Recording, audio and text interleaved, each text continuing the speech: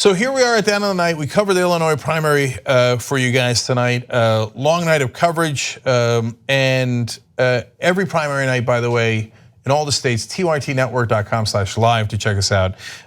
We were checking out a number of races. Daniel Biss was a progressive challenger in the governor's race against J.B. Pritzker, who's a billionaire.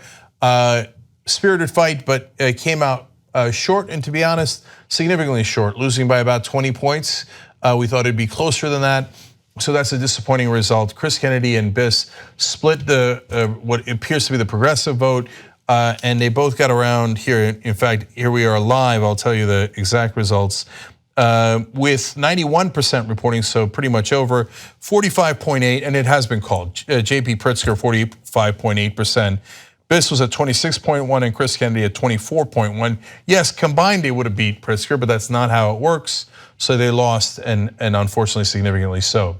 We were also checking in on Justice Democratic races, and there was 4 Justice Democrats in the race, and unfortunately they also lost. With one exception that's not called yet, Marie Newman. I'll get to her in a second. But Samina Mustafa lost in Illinois' 5th district, and then Anthony Clark lost in Illinois' 7th district, and that was in a race against the incumbent Danny Davis, who had just too big a name recognition, and then David Gill in Illinois' 13th district also lost.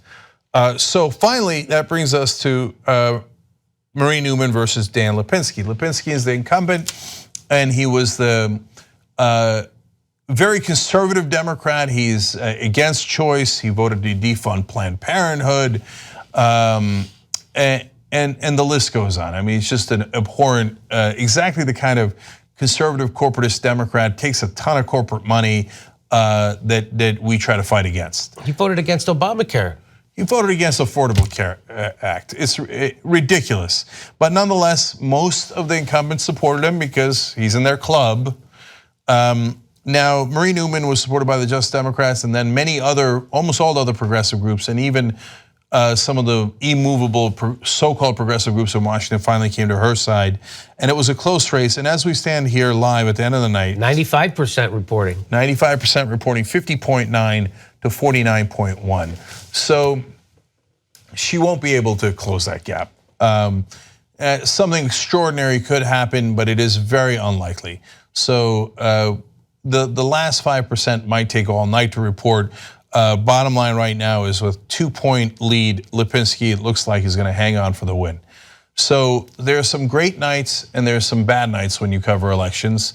And look, I remember 2008 when Obama beat Bush. I kept saying we docked a ship. I thought for sure Bush and Cheney were gonna attack Iran on top of Iraq and cause a worldwide disaster we couldn't recover from. But we docked the ship and we got Obama in. Now, Obama had his issues, but he won in 2012 and we covered that, and that was an interesting and amazing night. And then the disaster in 2016. Now in this 2018 cycle, we had a great night in Texas. There were 7 Justice Democrats up, 3 won outright. They were already going up against the Republicans. 2 made it into the runoffs and 2 lost. And even among the one that lost, Derek Crow is now supporting Mary Wilson, who's a wonderful progressive in that race.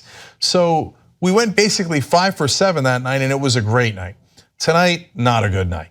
0 for 4 for the Justice Democrats, plus Daniel Biss loses. So in Illinois, the machine unfortunately wins again. One more time, that big machine that a lot of people charge with corruption in Illinois prevails. The progressives tonight did not come out victorious. The establishment wins one, and you got to give the devil its due, and tonight they got their due. Whether we like it or not, that's the results from tonight.